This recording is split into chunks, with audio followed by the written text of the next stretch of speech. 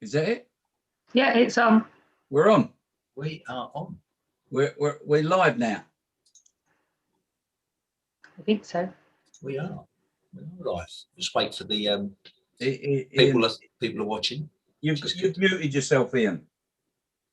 Ian? Looks like you're on mute. You all right, Arthur? That's it, you're on mute. Yeah, I'm good, thank you. You're all right, guys. We started, have we? Yeah, it looks like we're up and running. I didn't know. I was just talking to someone. Sorry, that being a bit rude there. But yeah, good. Are we started, Joe? Are we? I don't know. Yeah, we are. We got. We are. I reckon we can kick this off. So how are we all doing, guys? Excellent. Joe, good to see you. We've got a special guest, Arthur. Oh, we do. Yeah, we do. So our special guest. First of all, welcome. Thank you, everyone, for joining us. It's Friday Night Live. It is nearly the weekend, or it is the weekend, and we have got a special guest on this evening. We've got a good friend of ours, Emma Louise Heath. Emma, how are you? I am really, really good. It's not my conventional Friday night, but it's great. It's I just love being here with you guys and being able to talk and just be with friends. Well, Emma, you came on last year and gave your testimony, didn't you? That would have been what, in the summertime, do you reckon? Yeah, sort of early summer, actually. Yeah, who'd have thought we'd still be in this kind of predicament we're in with lockdown? But hey, I know, Joe, and we've done a lot of work with Emma over the years, haven't we, brother? Yeah, we have. So for those that don't know, Emma's a founder and director of STAR, which is Steps to Active Recovery. She's also chaplain, or she was chaplain at YMCA Bournemouth. Are you still chaplain over there, Emma? Not that well, furloughed with that, but right, of course. Yeah, I work with a charity in Bournemouth called FaithWorks, and also the recovery course, as you know, just setting up courses and helping them. So busy. Awesome. You're also National Partnership Director at the Recovery Course, and you currently live in Bournemouth. Is that right? I'm very blessed to live by the sea. Yes, it's all right for some. It's going to be packed here in the summer, isn't it? But thanks for joining us, and obviously we've got the great Arthur White with us. How are you doing, Arthur? I'm very well, thank you, Joe. Very well, thank you. It's lovely to see you again. It's great to see you again, Emma. And you, always a pleasure. It's great to have everyone on here. And tonight we're going to be talking about addiction. And we're not going to hold back. We're going to be brutally honest with everyone. We don't have all the answers. That's why we've got Emma on here. She is the expert. But we're going to tell some of our stories. She's under pressure. She is under pressure. Some of the situations that we've found ourselves in and we've struggled with, but obviously we've got Emma, so we're going to hear some of that story as well. But we're going to just open it up to the guys and girls just to share. And if you've got your comments, don't forget, just post them up there and we'll try and get them read out to Emma, to Arthur and to Ian, and we'll just try and, get some feedback. And jumping in, Joe, quickly, we want to kind of dig into the spiritual side of addiction as well. And particularly that's breaking that cycle, because the scriptures say the dog returns to his vomit, don't we? And how many guys have we seen that have come out of rehabs and come out of courses and seem to be doing great, and suddenly for no real reason you could put your finger on, they've suddenly gone back into the drugs or the drink or the alcohol. So we're going to cover that and ask what kind of spiritual connections there are with that, and how we can even deal with that, or maybe pray about that.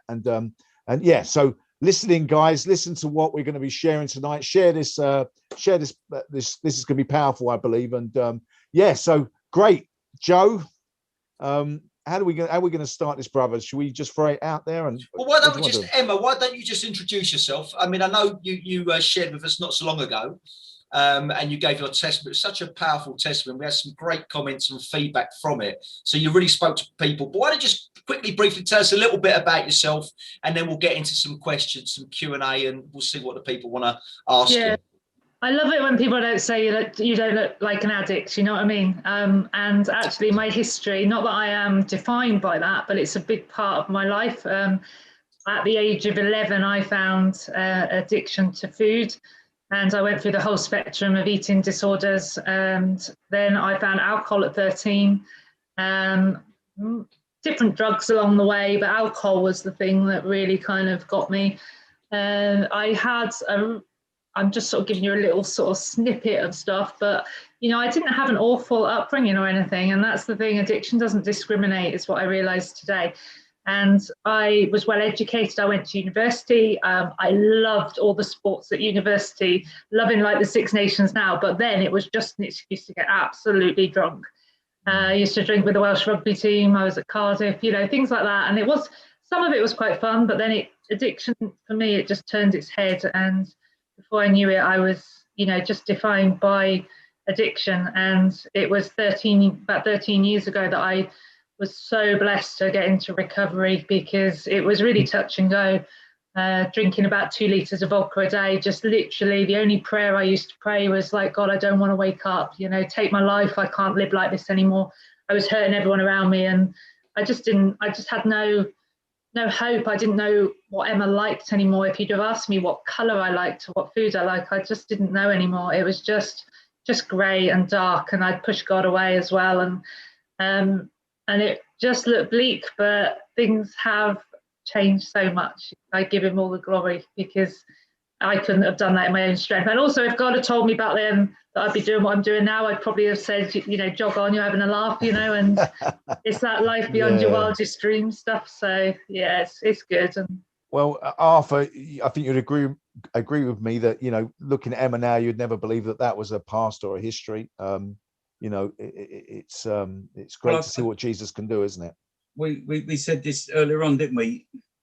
It's always difficult, even in this format, when people are listening in, they think that all of us have got everything right. And part of my wife's testimony is that she would say how deceitful I became in my addiction.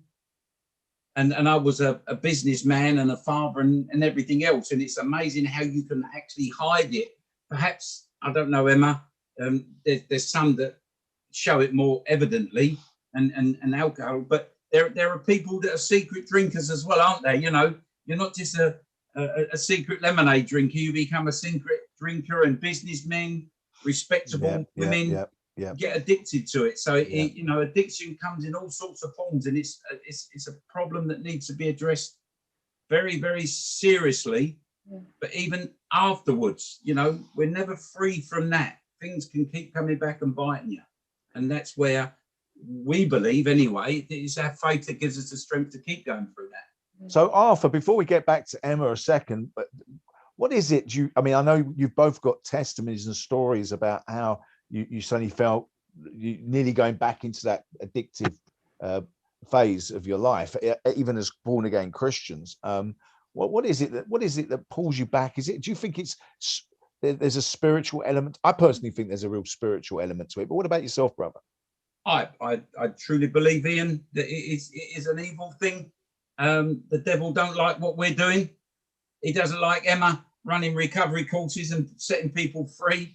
He doesn't like the forum that we've got to say to people that Jesus Christ came into our lives, cleaned us from an addiction and set us free from that. So I totally agree, Ian. You're absolutely right. Now, it's a spiritual attack on you. It is, and the thing is like we were talking with an incredible testimony. If you're listening to this tonight and you haven't listened to our testimony we did on Tuesday with Michael Emmett, you need to listen to that. But he was talking about the sins of the fathers, and he was talking about literally, you know, stuff was coming down, spiritual stuff was coming down the family line there. Now we still have to take responsibility for our own lives and our own decisions. We can't say, "Oh, it's my dad's fault or my great granddad's fault that I've had this addiction or I'm an addict," whatever it is. But there is a sense, though, that I mean, I'm going to jump to Joe a minute. I know he's Mr. Technical over there at the moment, but Joe, before I get back to Emma, I remember you telling me a story, if you don't mind. Now, I know we're not talking about the same addictions that Arthur and Emma are talking about, but you had you was into porn when you was a young boy. Yeah, but massive. I remember you telling me a story about how it was as if you would walk down the stairs saying to yourself, no, no, no. Tell me the story quickly. Yeah, so the short version is I was exposed to pornography at the age of 8 years of age, and it had such an impact on my life that it sort of drove my decision making for years and years and years. And I remember on one occasion it had such a hold over me, and I remember, I'd have been about 17, 18 at the time, and I remember fighting against it because I would just become a Christian, and it was a real struggle for me. And I remember thinking, I'm not going to do this. And I remember thinking, as I was saying, I'm not going to do it, I was walking downstairs towards the computer, and I was convincing myself, doesn't matter what's going to happen, I'm not going to turn it on. And then I went over and I turned it on, but it was almost like I was doing it totally out of control. So I was saying that I'm not going to do this, but it was like somebody was just leading me by a chain to do the very thing that I didn't want to do, but I had no control to stop myself. So there's a real power, isn't there, Emma? Emma, of a real force that it's a tangible thing that can just want to drag you back into the mess, doesn't it? And you work with these guys, and you've been involved in this a long time. Yeah. It's tough because there's a bit of a controversial thing when you come to the 12-step fellowships where people say, are you recovered?